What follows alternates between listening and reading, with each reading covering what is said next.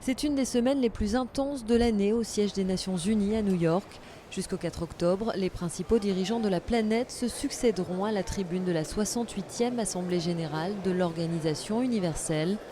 Monaco, en tant que vice-présidente, faisait partie des premiers intervenants à prendre la parole mardi, succédant aux États-Unis et à la France. Il y a 20 ans, le souverain s'exprimait pour la première fois devant l'Assemblée. Même si c'est un exercice désormais courant, chaque intervention demeure un moment unique. C'est toujours une émotion et c'est toujours un moment assez particulier et assez spécial. Même si je commence à être habitué à venir ici aux Nations Unies à New York, c'est toujours un grand moment. Monaco s'est vu confier la vice-présidence de cette 68e édition, un exercice significatif alors que la principauté célèbre le 20e anniversaire de son entrée à l'ONU.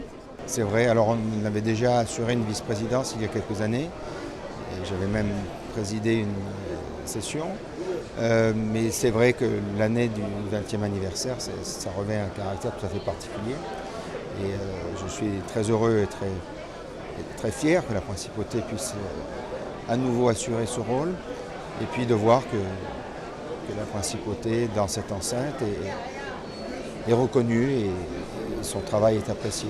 Jusqu'en septembre 2014, la principauté, en tant que membre du bureau de l'Assemblée générale, sera chargée d'épauler le président de cette 68e édition, John Ash, et de faciliter les relations entre les nations. Une responsabilité importante alors que l'ONU tire le bilan du travail accompli dans le cadre des objectifs du développement pour le millénaire et doit fixer les orientations de sa politique de développement pour les décennies à venir.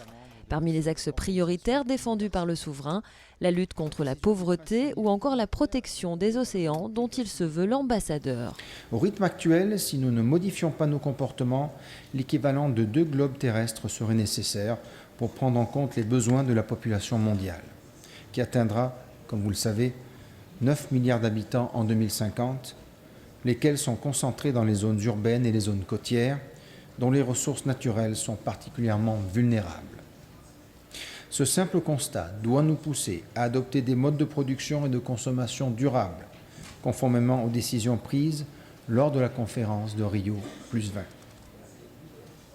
Ce changement nécessaire de mentalité suppose que nous placions l'homme au cœur de la problématique du développement. Il ne s'agit plus de nous accorder des plans de progression de capacités agricoles, artisanales ou industrielles.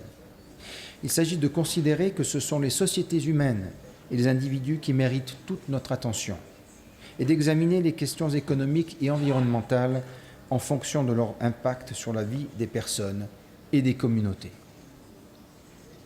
La prise en compte de ces besoins suppose de réfléchir encore aux moyens d'assurer un développement responsable, soucieux de l'environnement et s'inscrivant réellement dans la durée.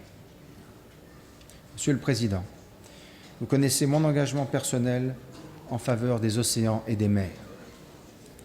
Conformément au message de Monaco adopté en 2011 et fort de l'importance reconnue des océans dans le futur que nous voulons, je m'engage à nouveau à promouvoir le rôle des océans dans la définition de l'agenda de l'après-2015 et à réitérer mon soutien en faveur d'un objectif de développement durable consacré aux océans. Le souverain a également évoqué la situation en Syrie et l'urgence humanitaire autour de ce conflit. Il a bien entendu réaffirmé la volonté de la principauté à relever les grands défis du futur pour favoriser la paix et l'harmonie entre les peuples.